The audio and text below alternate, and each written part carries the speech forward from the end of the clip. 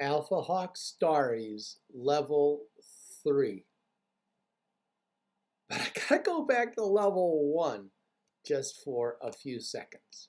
Level 1, remember, we are creating the AlphaHawk wall and we're asking kids to engage in actions that make our dear team stronger.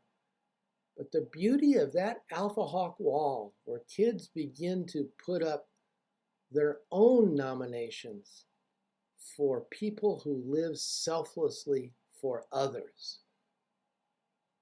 Kids are creating their own moral universe in the classroom. Think about that.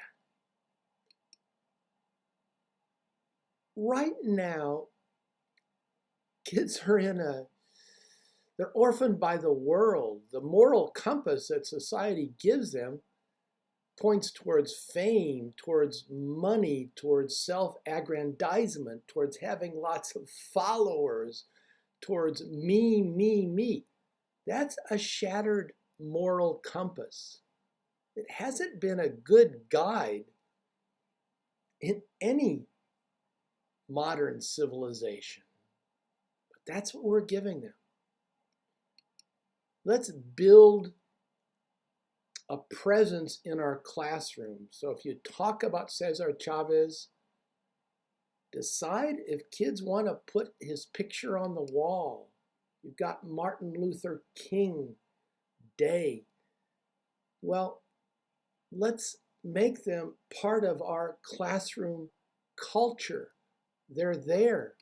They're looking at us. Rosa Parks. Bring these life transformers, and they have a great track record of being life transformers, into our classroom.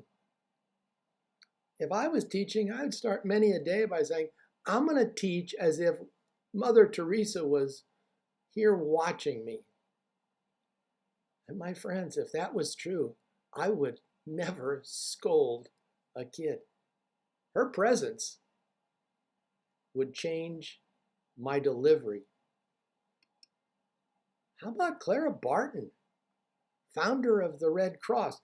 We're building new connections, a new ethical culture in our classroom so that kids can make the great discovery. These are not just people up on the wall. They have characteristics that I might find in my family, that I might find among my friends. If I dig deep enough and I talk to my mom and dad, perhaps I have some ancestors that are Alpha Hawks. Gosh, that's an important lesson to reconstruct with a powerful core the value world that kids live in. So in place of the shattered moral compass that we're giving them today, tomorrow, let's give them a compass that comes from the deepest, most powerful place in the human heart. Selfless giving. Yeah. All right, let's do level 3. Level 3, very fond of level 3 as a philosophy instructor. All right, you're doing practice starry dice rolls all day. You want kids to make their dear team stronger. You want them to build team spirit by praising each other. But once in a while, stop and explicitly ask, does anyone have any questions about what I taught? You know the kind of questions you usually get. What time's lunch? As if lunchtime changed. Are we having recess today? Yeah, we're having recess today. Those are not questions that make our dear team stronger. They are team distractors. What do you want to hear after your fractions lesson? Could you go over denominators again? If a kid asks that and you're going to do a backflip, do a safe backflip. Don't hurt yourself. Kid says, any other words that have long A in them? What's a mammal? I know we talked about mammals, but could you tell me a little bit more? Asking questions about lesson content is so rare that in 40 years, I remember one question a kid asked. He said, Professor Biffle, what's monism? I'll never forget the moment.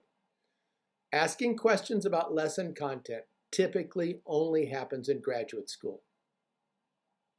So with AlphaHawk Starries, we're getting astounding intellectual advancement. End of the day, yes, we do play for an hour. Yes, it's the big game. We'll beat Mrs. Johnson, but now at level 3, we got 3 ways to score. Make our dear team stronger, praise each other, ask questions that help everyone learn. While we're surrounding kids in this incredible universe, this moral universe of AlphaHawks that are famous and that are anonymous, but they might be having breakfast with an AlphaHawk. That's exciting. Level 4.